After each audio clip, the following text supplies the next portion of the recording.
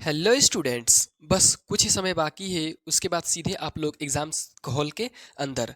Students, अगर आप अभी घर में हैं या जिनका घर दूर है वो एग्ज़ाम सेंटर में पहुंच गए हैं, वे सारे स्टूडेंट्स जल्दी से इस वीडियो को पूरा देख लीजिए, क्योंकि यहाँ पर केवल और केवल छपा हुआ क्वेश्चन को लिया गया है। यानी कि जैसे ही आप अंदर जाएंगे तो बहुत ही ज़्यादा खुश हो जाएंगे ये देख करके कि 5 मिनट पहले जो मैंने पढ़ा वही क्वेश्चन यहाँ पर छपा हुआ है। तो देरी ना करते हुए चलिए वीडियो को शुरू कर देते हैं। देखिए, पहला क्वेश्चन है, फ्रांस की क्रांति कब हुई थी? तो हुआ था आप लोग का 1789 ईस्वी में, ठीक है ना। ऑप्शन नंबर घ सही होगा। केवल और केवल अभी हम लोग आंसर देखेंगे फटाफट से।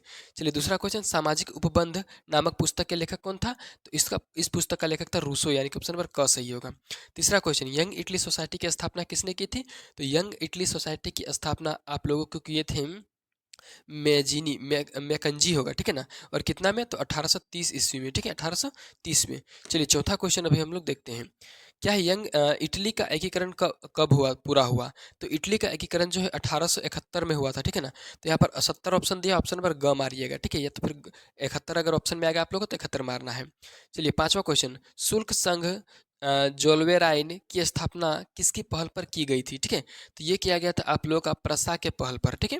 चलिए, 6 नंबर, जलियांवाला बाग हत्याकांड कब हुआ था? 13 अप्रैल 1919 ईस्वी, ऑप्शन नंबर क सही होगा। चलिए, उस तरह से 7 नंबर का इंपॉर्टेंट क्वेश्चन देखते हैं। कितना नंबर? 7, ठीक है। हिंद स्वराज नामक पुस्तक की रचना किसने की थी? यानी कि इनको, इस पुस्तक को किसने लिखा था? तो महात्मा गांधी, ऑप्शन नंबर ख सही होगा इसका, ठीक है। चलिए, 8वां नंबर क्वेश्चन देखते हैं। देखिए, 8वां नंबर क्वेश्चन में क्या पूछा है? स्वराज हमारा जन्मसिद्ध अधिकार है और हम इसे लेकर रहेंगे, यह किसने कहा था? ठीक है, तो ये कहा था आप लोगों का बाल गंगाधर तिलक, यानी कि ऑप्शन नंबर ग। चलिए, 9 नंबर क्या है? ब्रिटिश सरकार ने केसर ए हिंद की उपाधि से किसे सम्मानित किया था? तो इसे सम्मानित किया गया था महात्मा गांधी को, यानी कि ऑप्शन नंबर घ सही होगा। चलिए, अगला क्वेश्चन 10 नंबर देखते हैं। क्या पूछा है? सीमांत गांधी किसे कहा जाता था? तो सीमांत गांधी कहा जाता था आप लोगों को अब्दुल गफ्फार खान के, यानी कि ऑप्शन नंबर ग सही होगा। 11 नंबर, उत्पत्ति के आधार पर संसाधन कितने प्रकार के होते हैं? तो 2 प्रकार के, जीव संसाधन और अजीव संसाधन। चलिए, अगला क्वेश्चन देखते हैं हम लोग। 12 नंबर क्या पूछा है? पंजाब में भूमि निमीकरण का निम्नलिखित में से मुख्य कारण क्या है? तो देखिए, पंजाब में भूमि निमीकरण का कारण है अधिक सिंचाई, यानी कि ऑप्शन नंबर ख होगा। चलिए, 13, प्रथम पृथ्वी सम्मेलन का आयोजन किस वर्ष किया गया? तो इसका सही आंसर होगा ऑप्शन नंबर क, यानी कि 1992 में। अगला क्वेश्चन, चलिए 14 नंबर देखते हैं यहाँ पे। 14 नंबर क्वेश्चन में क्या है?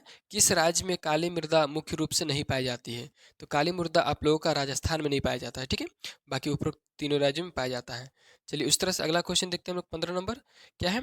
इनमें से कौन सी टिप्पणी प्राकृतिक वनस्पति और प्राणी जात के ह्रास का सही कारण नहीं है? ठीक है, तो देखिए यहाँ पर कृषि प्रसार ये भी सही है, ठीक है ना।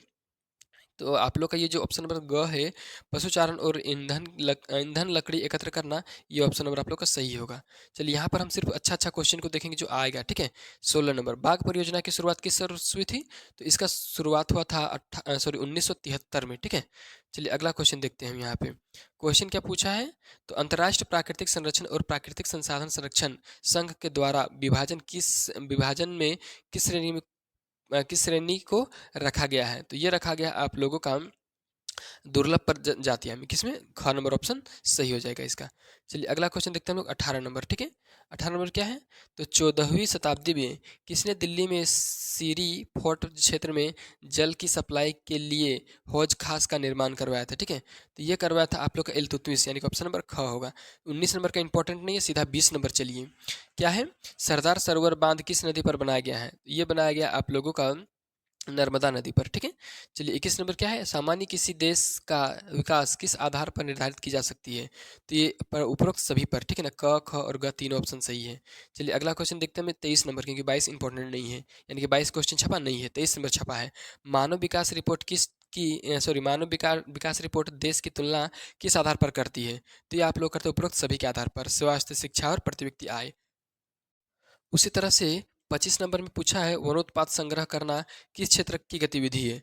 तो यह आप लोगों का प्राथमिक गतिविधि, ठीक है ना, प्राथमिक क्षेत्र की। और 26 नंबर क्वेश्चन उतना ज़्यादा इंपॉर्टेंट नहीं है, इसलिए हम इसको देखेंगे भी नहीं। 27 भी इंपॉर्टेंट नहीं है, 28 भी इंपॉर्टेंट नहीं है, 29 भी इंपॉर्टेंट नहीं है, यानी कि 29 भी नहीं छपा है। 30 नंबर का क्वेश्चन छपा हुआ है।